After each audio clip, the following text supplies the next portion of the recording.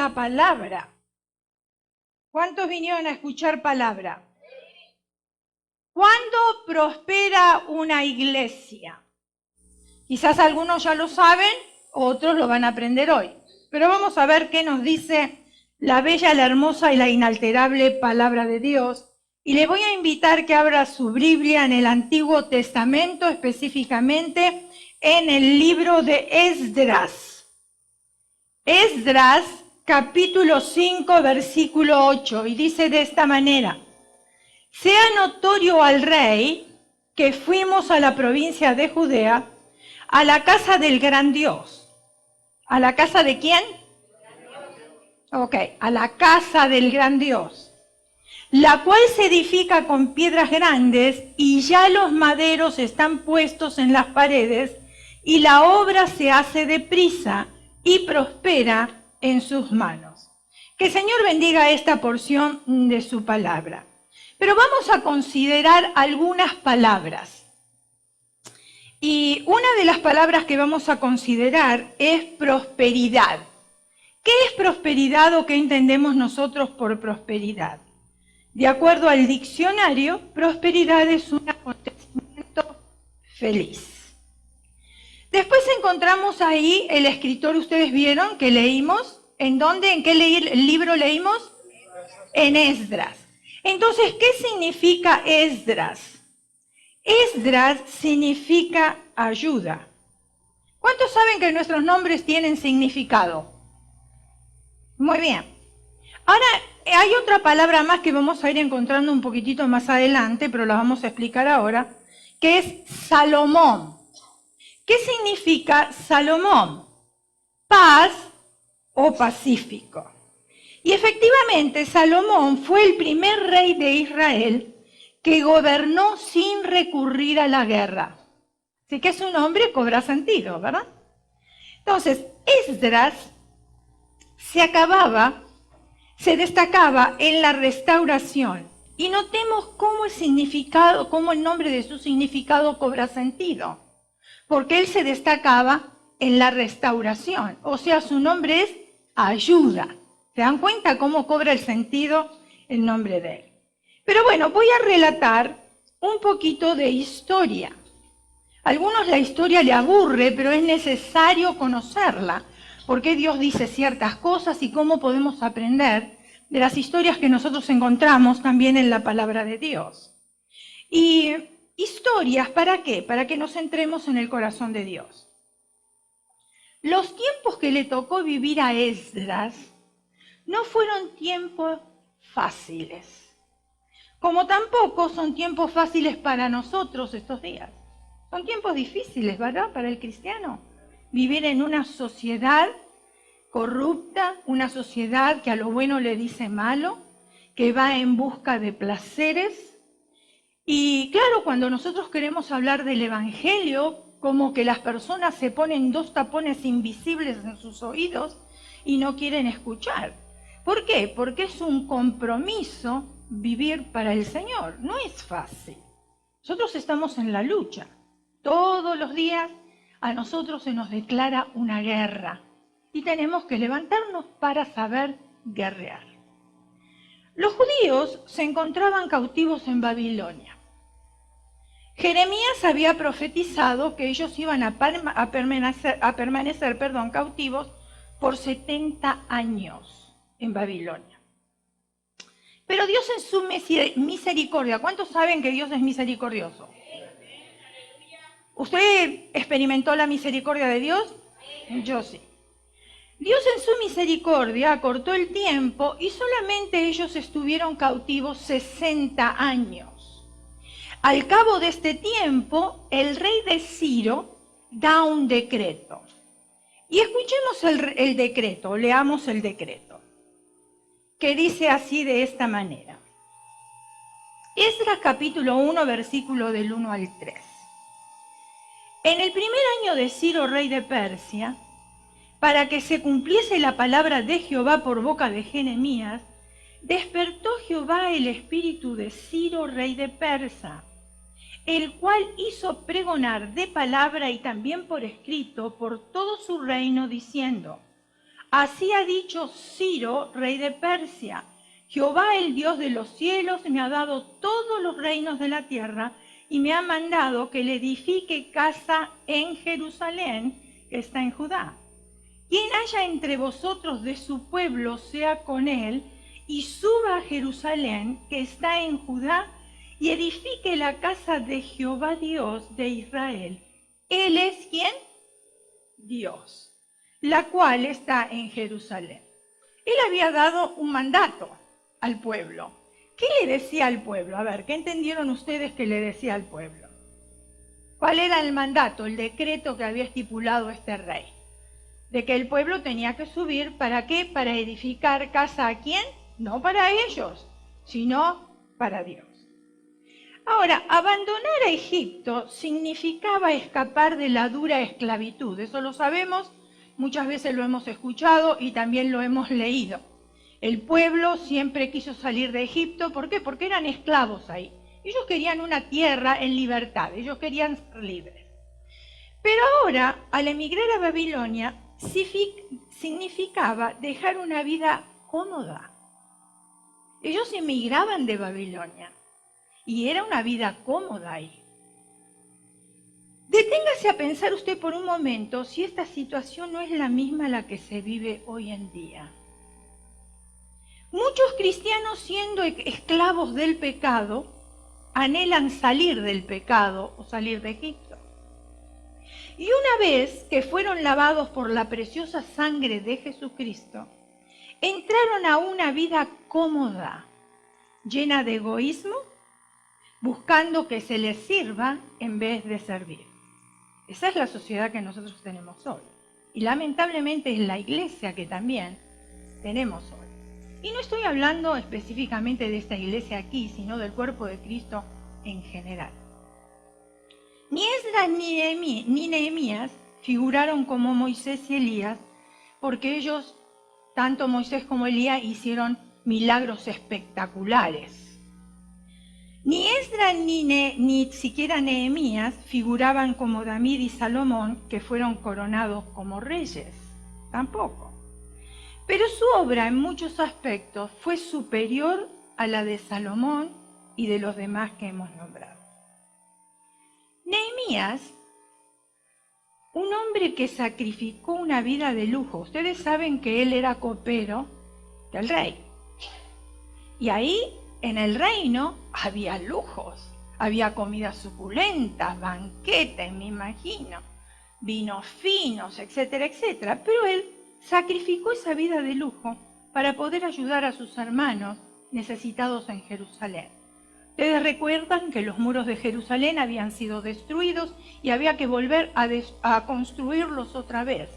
Y entonces Nehemías le pide cartas al rey, el rey le da permiso y él deja esa vida cómoda y se va para ayudar a sus hermanos en Jerusalén. Ahora, Nehemías era copero del rey Artajerjes. ¿Qué es copero? Porque lo leemos, pero ¿qué es copero?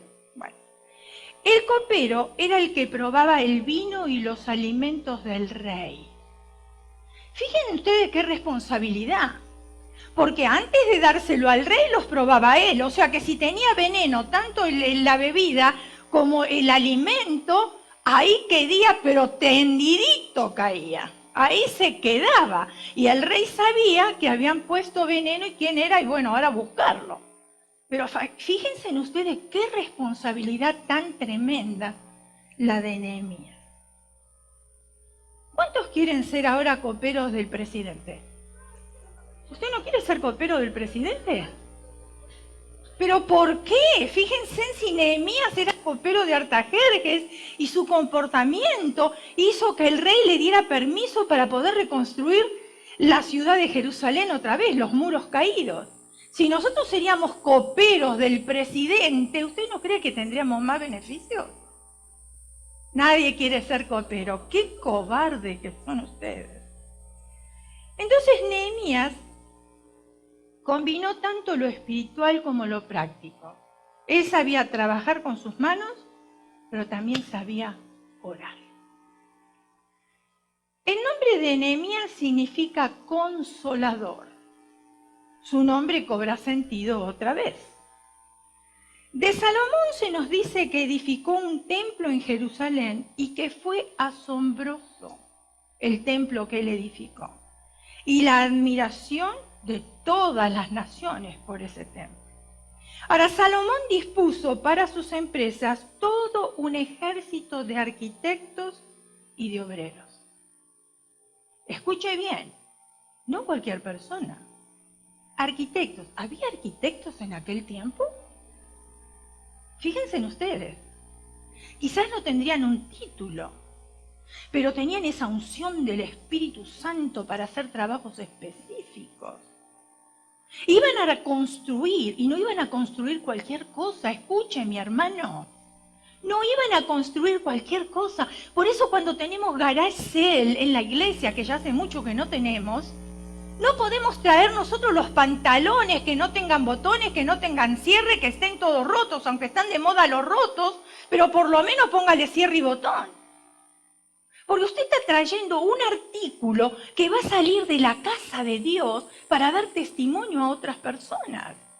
O sea, garage sale se entiende que nosotros vamos a traer a la iglesia cosas que no utilizamos, no cosas que nos sirven.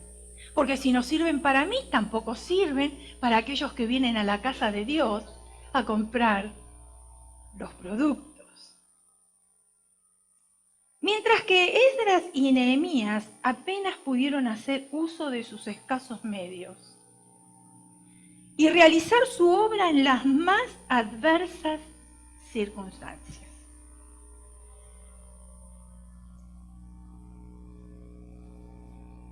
Nehemías y Esdras tuvieron que reconstruir y había perdido reconstruir el templo, o tenían que reconstruir a Jerusalén. Y las invasiones habían demolido la ciudad y había ruinas y escombros. Todos eran enemigos que se oponían a la restauración de la ciudad. Fíjense en ustedes, cuando nosotros llegamos aquí a esta iglesia, hubo mucho que hacer en la iglesia, tanto sea en la parte espiritual como la parte física de la iglesia. Había la hermana Velázquez, ella puede dar testimonio, y el esposo también, de cómo estaba la iglesia y cómo está ahora. El hijo de la hermana Velázquez, que ahora pasó a la presencia del Señor, ayudó mucho en la reconstrucción de la iglesia, en levantar paredes, arreglar cosas, porque las conexiones de la luz, hermanos, en todos los cables estaban todos, disculpen la palabra, podridos. Las cañerías del agua estaban todas podridas. La alfombra, había un olor a humedad aquí adentro que no se podía aguantar.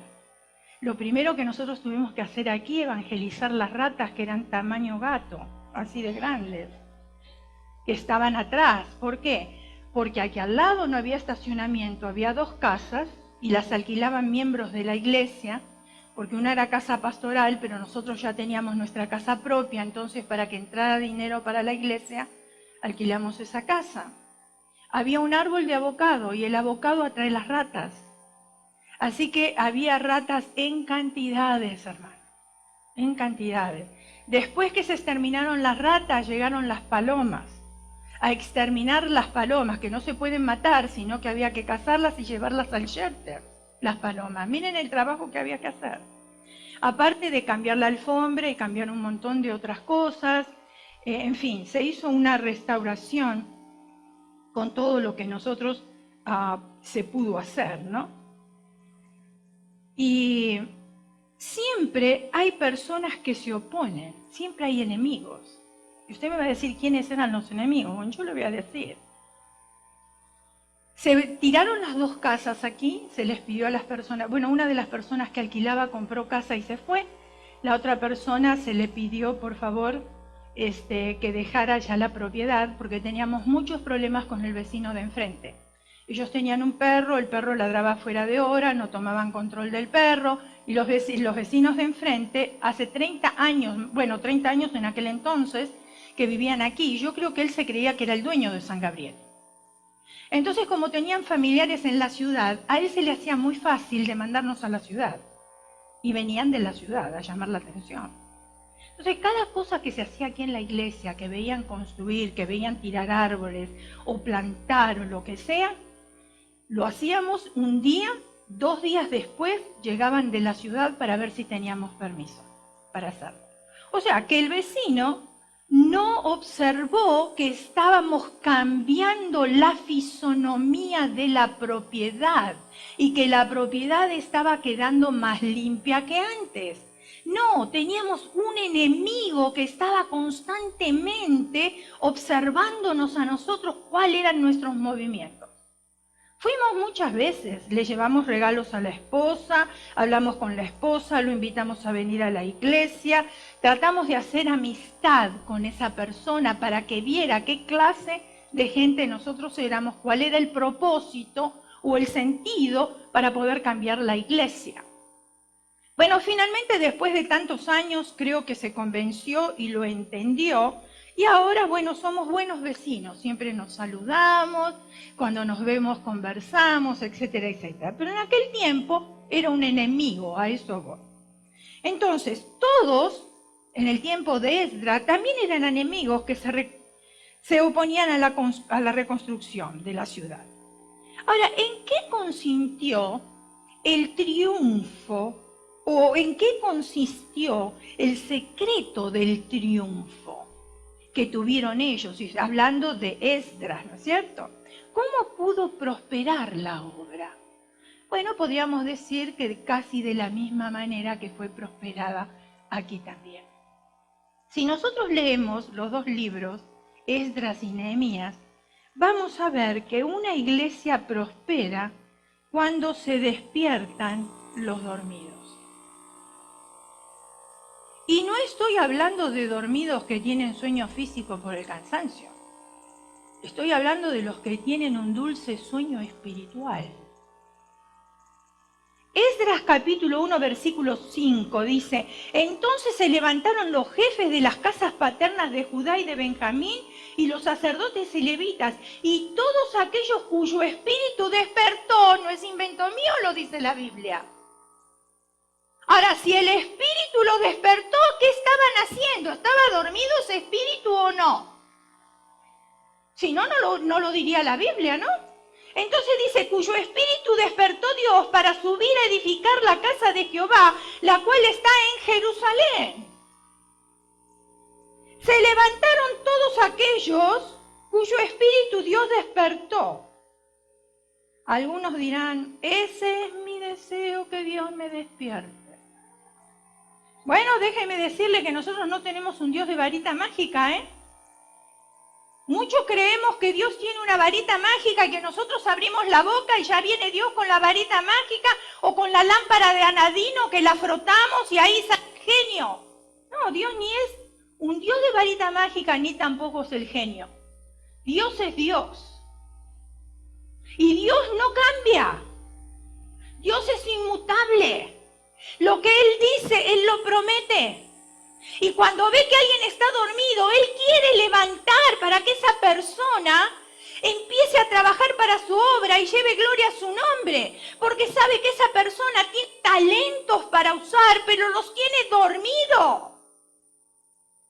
¿Y por qué los tiene dormido? Hay muchas circunstancias, muchas justificaciones que nosotros podríamos dar. ¿Por qué los talentos que Dios me dio a mí, los dones que Dios me dio a mí, no los estoy utilizando para su obra? Y eso lo sabemos muy bien. Dice que prestemos atención, porque no dice que se levantaron los más capacitados, ¿eh? Porque a veces están esas justificaciones. Oh, pero el hermano tiene muchos talentos. Oh, pero el hermano tiene muchos dones. Ah, pero el hermano el Señor lo usa. Ah, pero el hermano, mire, él ora y Dios le contesta la oración. No, acá no dice los capacitados. Acá no dice eso. No dice que se levantaron todos los líderes tampoco. No, yo no lo encuentro ahí en la palabra de Dios. La convocatoria respondieron todos aquellos cuyo espíritu despertó Dios. Levántate tú que duermes, dice la palabra de Dios.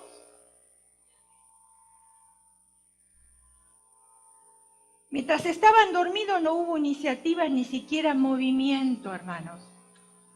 Nosotros podemos ser una iglesia estática, quedarnos sentados todo el tiempo y no hacer nada para la obra. Ay, no, porque yo ya tengo años, estoy entrada en años. Ay, no, porque a mí me duele esto. Ay, no, porque hay otros que lo pueden hacer. Son todas justificaciones. Porque todos tenemos dones, talentos para poner para la obra de Dios. El que duerme quizás está soñando que lleva a cabo una gran empresa y que está haciendo maravillas. Mire, yo soñé que recorrí el mundo entero. ¿Usted no soñó eso? Yo soñé que recorrí el mundo entero, pero acá estoy, no lo recorrí al mundo. Simplemente fue un sueño. En sueño se cree que al frente de todos vamos avanzando, pero resulta que no se da ni siquiera un paso. Un héroe como Sansón, mientras estaba durmiendo, quizás soñaba él que estaba cosechando, pero muchos triunfos y cubriéndose de gloria. ¿Y qué pasó? No ve todo lo que va a perder, o todo lo que perdió. Un caudillo como Saúl, mientras duerme, quizás se deleita viendo en sueños a sus enemigos bajo sus pies. Pero no se da cuenta que al estar durmiendo le cortaron un pedazo de su capa. ¿Se da cuenta? Ese es el dormir espiritual. Cuando no estamos viendo las cosas con ojos espirituales, vemos la necesidad, pero estamos en el letargo del sueño. ¿Por qué? Porque es más confortable, porque es más tranquilo, porque no tengo que hacer esfuerzo, porque no vale la pena, porque tengo que hacerlo por otro.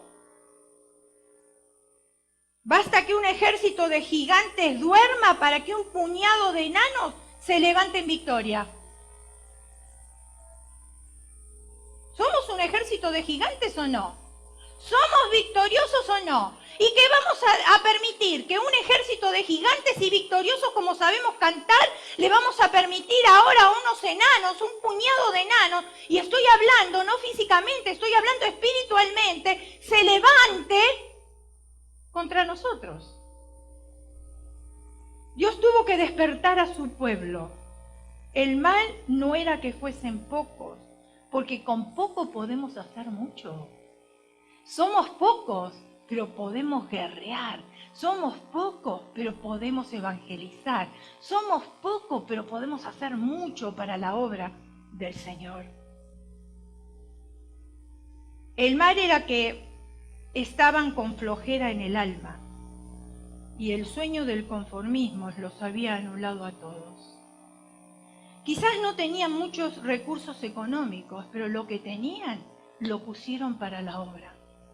Y entre un poco de recursos y un poco la voluntad de querer hacer las cosas, ellos salieron en victoria y pudieron hacer lo que Dios realmente quería que ellos hicieran. Y aunque nosotros seamos pocos, hermanos, gracias a Dios la obra sigue adelante. ¿Por qué? Por personas fieles. Hay otros que no son tan fieles. Empiece a ser fiel si realmente usted quiere bendición, mi hermano. Pero gracias a Dios por los que le creen a Dios, que creen en el ministerio y están aportando ahí para la obra, para que la obra siga adelante, para que el aire acondicionado esté encendido, para que tengamos sillas cómodas, para que tengamos luz, para que tengamos todo lo que nosotros tenemos. Y gracias a Dios por eso. Y mis más respetos a cada uno. Y ustedes que son fieles, reciban ósculos santos de mi parte. Muchos sueños que van a ver a sus hijos cambiados. Pero ellos como padres duermen y Satanás se los arrebata. ¿Saben que nosotros tenemos que ser centinelas en todas las cosas? No porque yo le tenga desconfianza a mis hijos, no, es que yo no puedo confiar en Satanás. Porque yo sé que Satanás va a querer hacerme la vida imposible a mí. Y si no puede conmigo, no puede con mi esposo, ¿con quién él cree que va a poder? Va a tratar de mis hijos, va a tratar con mis nietos, a ver cómo nos va a hacer la vida imposible de alguna manera. Pero nosotros estamos durmiendo en el letargo, somos cristianos, y si Dios quiere, y si el Espíritu Santo, no podemos dejarle todo al Espíritu Santo, nosotros nos tenemos que mover. Moverse es verbo, hermanos. Cristo dice, y a que el verbo fue hecho carne. ¿Quién es el verbo? Es Cristo. ¿Qué es verbo? Es acción, mis hermanos. Y el accionar es moverse, no es estar estático. Otros dicen, yo tengo fe que el Señor los va a cambiar a mis hijos. Sí, la fe es muy buena, pero también nosotros tenemos que accionar, tenemos que hacer algo. Otros soñamos con conocer la Tierra Santa, pero si no nos fijamos metas, no ahorramos, se quedará solamente en un maravilloso sueño, nada más. Tenemos que accionar, tenemos que movernos, tenemos que hacer algo. Soñamos con ministerios que den fruto, pero solamente nos concentramos nuestra atención en las limitaciones que todo ser humano tiene. Todos soñamos con ver una iglesia llena. ¿Qué estamos haciendo para que se llene? Esa es la pregunta. No, es que es la responsabilidad de los líderes, es la responsabilidad de la mesa directiva, es la responsabilidad de los pastores. No, es la responsabilidad de todos. Es la responsabilidad de todos. El pueblo en los tiempos de Esdras y Nehemías habían llegado a acostumbrarse a la idea de ser un pueblo sometido y a vivir en ruinas. Los hispanos ya no somos un pueblo sometido ni queremos vivir en ruinas tampoco. Ya salimos de la esclavitud. Dios nos trajo a la tierra prometida. Y por lo tanto que estamos en la tierra prometida, tenemos que conquistar esta tierra. ¿Acaso no tenemos nosotros un eslogan que dice sí se puede? Salimos con las banderas, salimos con las pancartas, sí se puede, sí se puede. Demostrémosle nosotros que sí realmente podemos. Dios tuvo que despertarles y entonces sí que hubo deseo de trabajar, de hacer algo hermoso, de emprender iniciativas. Antes nosotros estábamos muertos espiritualmente. Esta sociedad nos llamaba fracasados, miserables, ignorantes, esclavos, etc. Después que el Señor llegó a nuestras vidas, Él nos puso nombre nuevo. Y escuchen lo que nos dice el Señor, ¡qué tremendo! Mas vosotros sois, vosotros o nosotros, somos linaje escogido, real sacerdocio, nación santa, pueblo adquirido por Dios, para que anunciéis las virtudes. Ahí está. Somos todo esto, pero hay un propósito también detrás de todo esto, para que anunciemos las virtudes de aquel que nos llamó de las tinieblas a la luz admirable. ¿Cómo nos amonesta Dios contra el sueño de la despreocupación? Porque el Señor siempre tiene respuestas en la palabra. Y miren lo que dice Proverbios capítulo 6, versículo del 9 al 11. Perezoso, ¿hasta cuándo has de dormir? ¿Cuándo te levantarás de tu sueño? Un poco de sueño, un poco de dormitar y cruzar por un poco las manos para reposo. Así vendrá tu necesidad como caminante y tu pobreza como hombre armado. Proverbios capítulo 10, versículo 5. El que recoge en el verano es hombre entendido. El que duerme en el tiempo de la siega es hijo que avergüenza. De Jonás el profeta nos llega a decir la Biblia que cuando los que navegaban con él se sentían que iban a perecer, ellos empezaron a clamar desesperados. ¿Qué estaba haciendo Jonás? Durmiendo tranquilamente.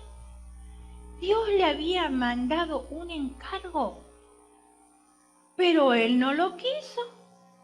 Escuche bien porque eso es para nosotros, tenemos que aprender. Porque Dios le dio encargo a usted y me dio encargo a mí. Y muchas veces estamos durmiendo porque no nos gusta el encargo que nos dio Dios. Estaba durmiendo. ¿Y qué le dicen? Despierta, dormilón, clama a tu Dios. Qué amonestación tan triste. Cuando el mundo más necesita de nuestro celo por la obra y de nuestro testimonio, nosotros estamos durmiendo tranquilamente. Estamos durmiendo, perdiendo nuestras mejores oportunidades. Jesús nos cuenta a nosotros, en su palabra, de un hombre que había sembrado su campo y mientras dormía vino el enemigo y sembró cizaña. Mateo capítulo 13, versículo 25. Pero mientras dormían los hombres vino su enemigo y sembró cizaña entre el trigo y se fue. ¿Saben que muchas veces llegan personas que plantan cizaña dentro del cuerpo de Cristo? Pero si nosotros estamos dormidos espiritualmente, ni los vamos a reconocer. ¿Quiénes son? Al contrario, a veces hasta amistades hacemos. Y se van ellos de la iglesia y nos vamos nosotros también arrastrados. La obra de Dios en el mundo, el testimonio del Evangelio, solo prospera cuando despiertan los dormidos. Si usted se está preguntando por qué la iglesia no crece, será que estamos durmiendo cómodamente, espiritualmente hablando. No solo la obra de una iglesia prospera cuando despiertan los dormidos, también cuando una iglesia prospera cuando uno ocupa el lugar de acción. Nehemías nos informa que a pesar del despertamiento que Dios produjo en su pueblo, algunos no quisieron hacer la obra de restaurar las ruinas de Jerusalén. ¿Sounds familiar? ¿Suena familiar o no? Sí, ¿no es cierto? Algunos se levantan y hacen de todo, parecen hombres y mujeres orquestas, pero hay otros que ni siquiera tocan la guitarra. Y fueron precisamente los que más recursos tenían los que no hicieron absolutamente nada. Escuche bien porque esto es para usted y esto es para mí. Donde falta compromiso, falta madurez espiritual. Si no hay compromiso, no podemos tener a esa persona como una persona madura espiritualmente. Algunos cristianos se comprometen en trabajar en la obra y pasan los meses y lo que prometieron, no lo hicieron. Y somos testigos de eso. Somos testigos. El hombre que no tiene en orden su garage, no tiene en orden el jardín de su casa, etcétera, no se va a interesar en mantener la casa de Dios. Porque si yo soy prolija en mi casa, voy a ser prolija en la casa de Dios. Si yo soy desprolija en mi casa, no me interesa qué pasa en la casa de Dios. ¿Me está entendiendo? Si una mujer no tiene en orden su hogar, le da lo mismo que en la casa del Señor las sillas y las plantas estén fuera de lugar. Y nosotros tenemos que ser celosas de la obra, hermano. Aquí, ¿saben con qué se compran las cosas? Con los diezmos que ustedes dan. ¿Y ustedes no quieren cuidar sus diezmos? ¿Para que las cosas no se rompan? ¿Para que las cosas no se deterioren? Claro que sí. ¿Y para que la obra siga adelante? Por supuesto que sí. Entonces, si yo estoy interesada en mi casa, que hay una luz, un foco que no funciona, que no se apaga, espero que usted lo cambie, usted también va a estar interesado en que en la casa del Señor hay un foco que no funciona. Es sencillo. Cuando uno es de una manera, uno no cambia en otro lado, es así. Nehemías capítulo 3, versículo 5, dice de esta manera: e inmediato a ellos restauraron los tecoitas, pero sus grandes no se prestaron para ayudar a la obra del Señor. Notemos que dice sus grandes. Grandes. Y no estoy hablando de gigantes, ¿eh? No. Grandes, no los débiles, precisamente de quienes más se podía esperar, menos se recibió. Ha sido así muchas veces, nos ha pasado, que los que podían dar más, dieron menos. Por no decir que fueron un obstáculo. A mí me gusta estar al lado de una persona que me anime. ¿Saben por qué? Porque si yo estoy al lado de una persona que no anima, el poco ánimo que yo tengo me lo va a quitar también. Entonces tengo que estar al lado de una persona que me diga, ¿sabes qué? ¿Por qué no vamos a hacer esto? ¿Por qué no vamos a hacer aquello? Mira, para la obra, esto sería bueno hacerlo. Para las damas, esto podríamos hacer, esto podríamos poner en práctica. Yo hago esto, yo hago lo otro. Y así es como crece la obra del Señor. No hay otra manera, hermano. ¿Saben por qué? Porque a una sola persona se le funden las ideas. Por eso hay varias ideas en práctica que uno puede poner y colaborarlas y ponerlas todas juntas y hacer un explosivo. Y notemos un detalle más, Nehemías capítulo 3, versículo 12. Junto a ellos restauró Salum, hijo de Eloes, gobernador de la mitad de la región de Jerusalén, él con sus ¿qué? Él con sus ¿quiénes? ¿Con sus hijas? ¿No será que se habrá equivocado la escritura? ¿No se equivocó? ¿Hijas? ¿Serán mujeres? ¿Sí? Al parecer este hombre solamente tenía hijas.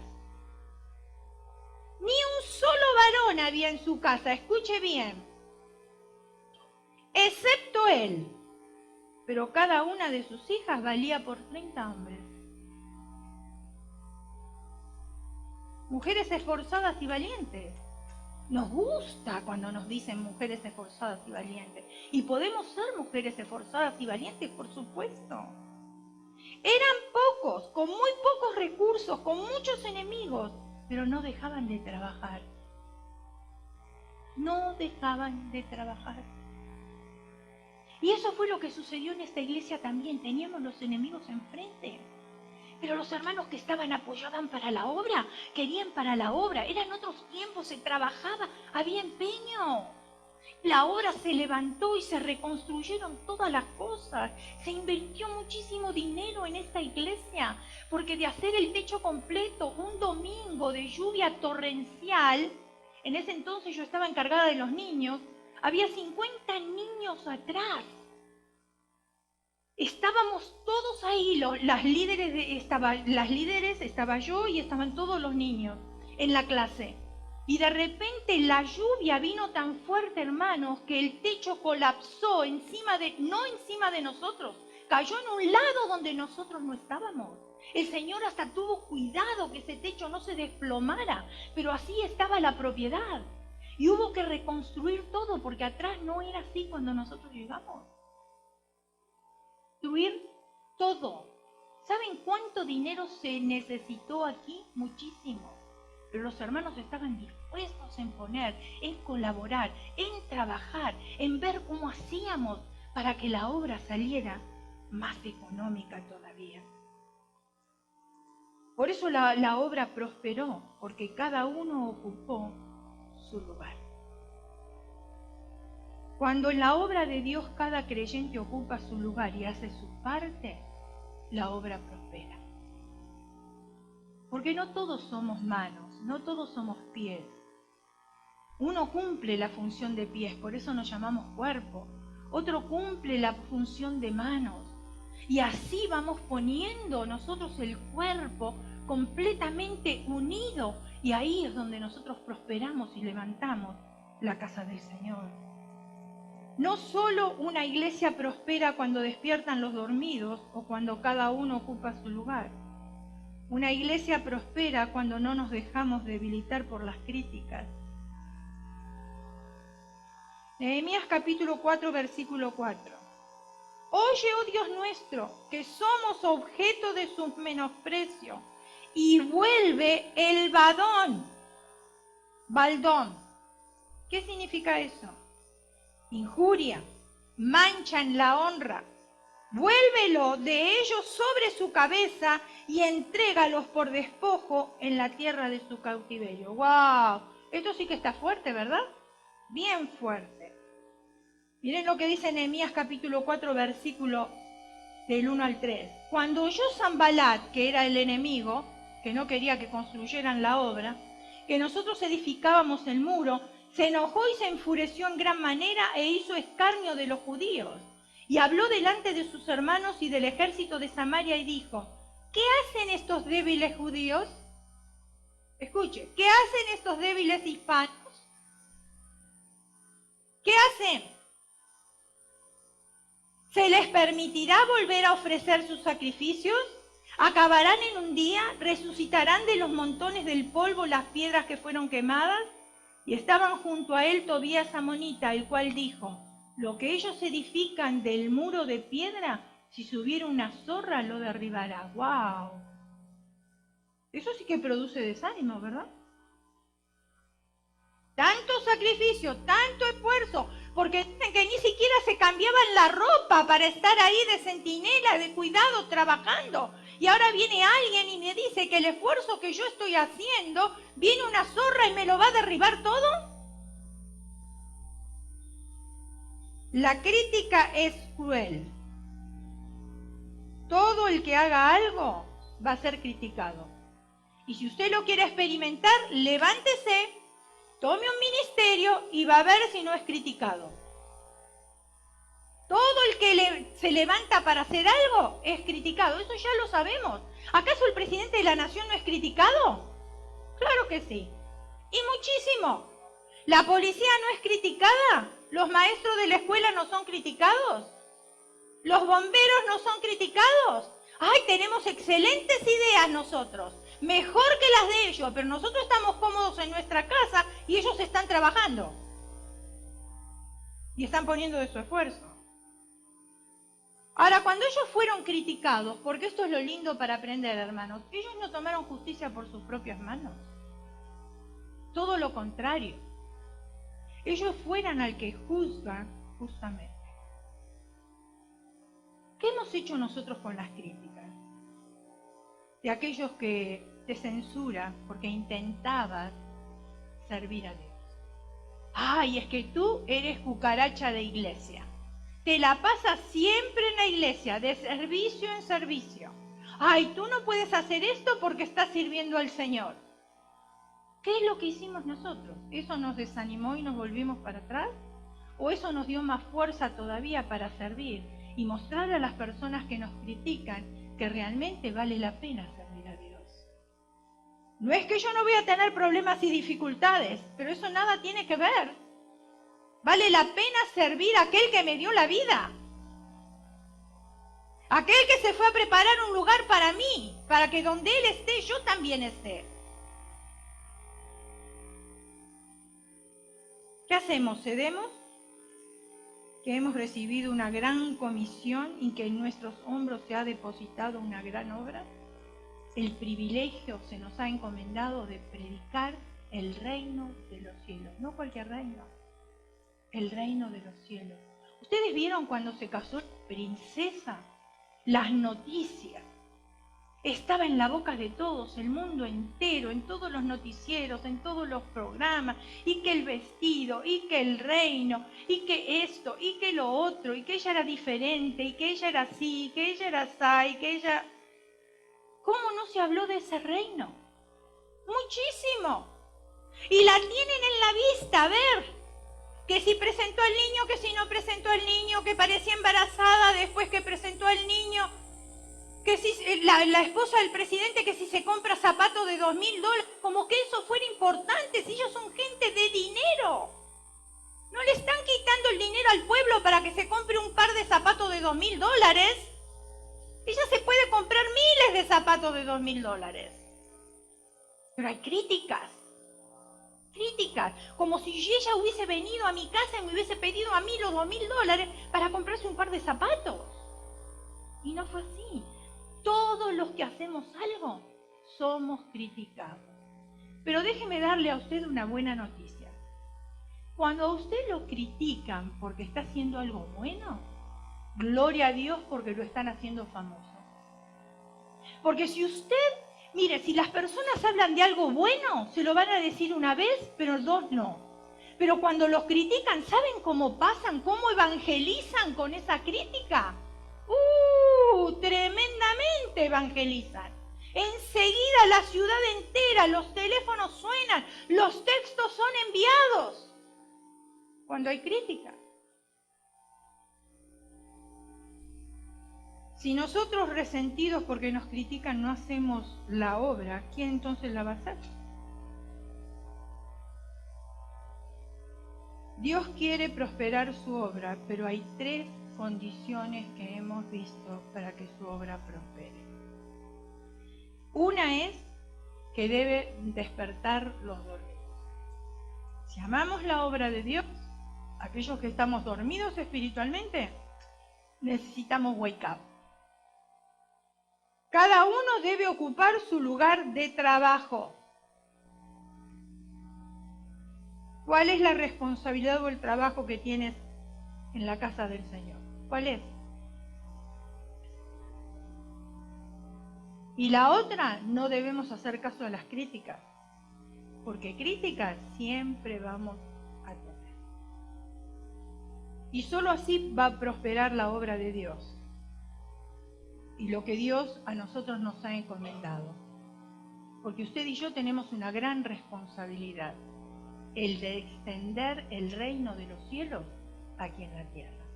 No es cualquier reino, es el reino de los cielos. Y qué bueno que podamos dar testimonio donde quiera que nosotros estemos.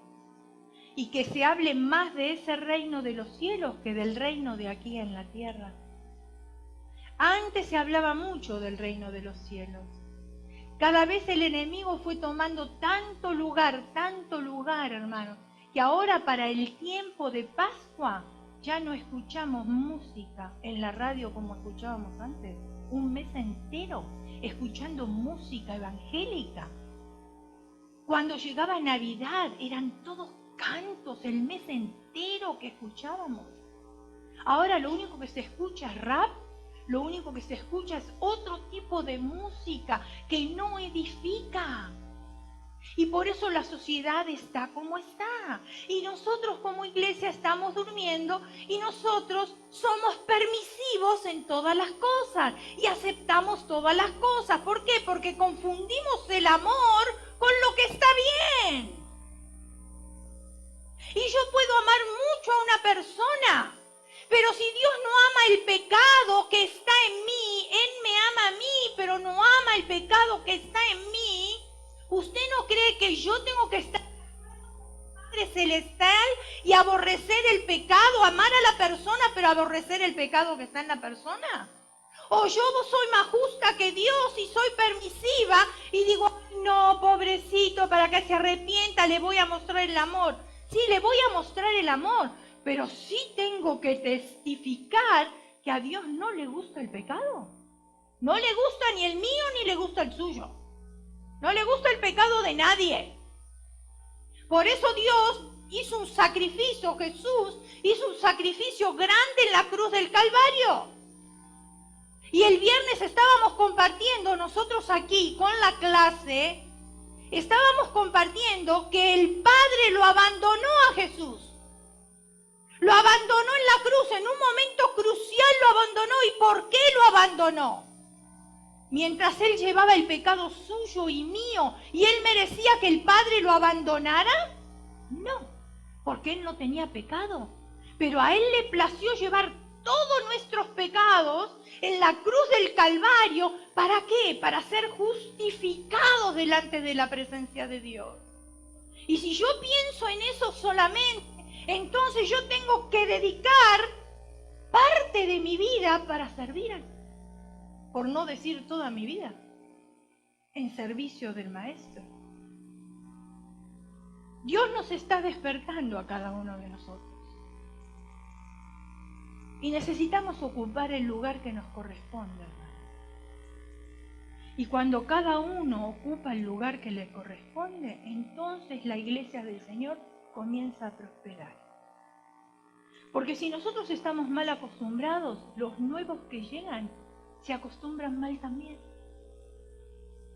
Ay, es que los hermanos son pacíficos, los hermanos descansan, los hermanos no oran, los hermanos no ayunan, porque todo es un sacrificio, hermanos. Ayunar es un sacrificio, trabajar es un sacrificio, servir es un sacrificio. Todo es un sacrificio. Entonces los que vienen tampoco van a querer ni orar, ni ayunar, ni servir, ni dar para Dios, para la obra de Dios tampoco. Por eso el Señor nos está llamando hoy a que nosotros nos despertemos como gigantes y empecemos a hacer algo.